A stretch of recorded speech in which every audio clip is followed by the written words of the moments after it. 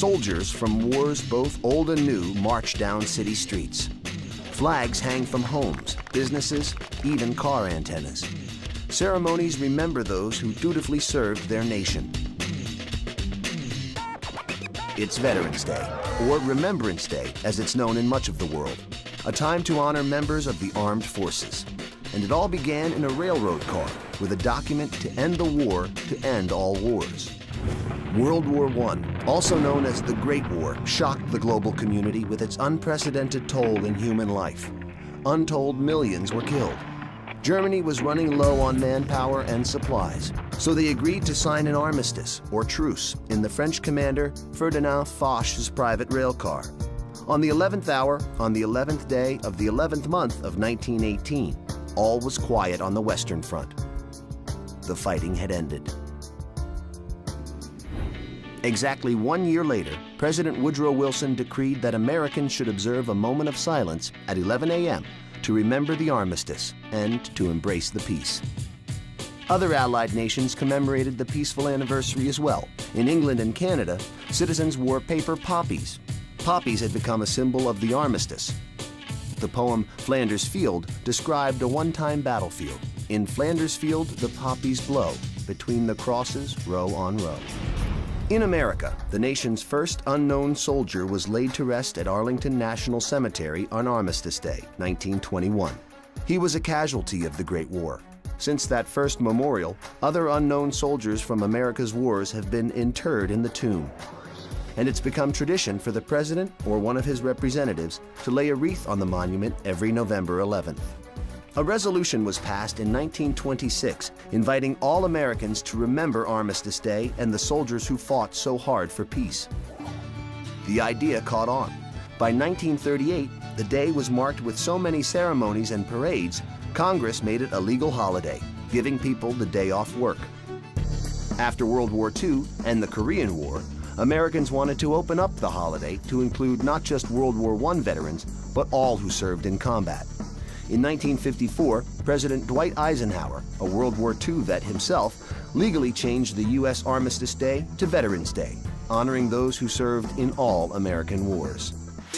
For a brief time starting in 1971, Congress moved the holiday to the fourth Monday in October, giving Americans a three-day weekend. But most people rejected the idea. The traditional date of November 11th, the anniversary of the Great War's ceasefire, was too historically important to forget. President Ford reversed the law in 1975, returning Veterans Day back to its rightful date. Over the decades, the holiday has changed with the times. Originally, it was a call for world peace. Then in the U.S., it became a day to remember war veterans.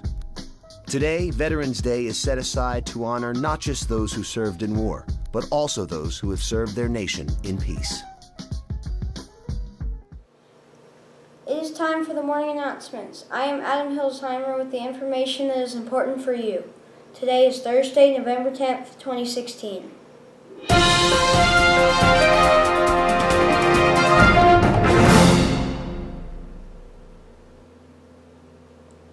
It is Thursday and the week started off with a bang. Elections took place everywhere across the nation and we now have a new president. This, of course, is not new news, but in case some of you have not heard, Donald Trump is President-elect of the United States of America. At school, our election was a success. With your help, we voted in Donald Trump with 66.8% as the school-wide elected president. Hillary Clinton received 23.7% and Gary Johnson received 9.5% of the votes. What a turnout, as 211 students voted this year. Here's today's lunch menu. Beef and cheese nachos, salsa, and ranch beans. Students Project Wesley is in full force. If any students are interested in helping make the holidays a bit brighter for another family, they can have their parents fill out the form and have it returned to us. Then they will get to shop for gifts and bring them up to school. Mrs. Young and Mrs. Katiba would love your help. Thank you. That's all we have for today. Please stand for the Pledge of Allegiance and remain standing for the moment of silence. I pledge allegiance to the flag of the United States of America and to the republic for which it stands, one nation, under God, indivisible, with liberty and justice for all.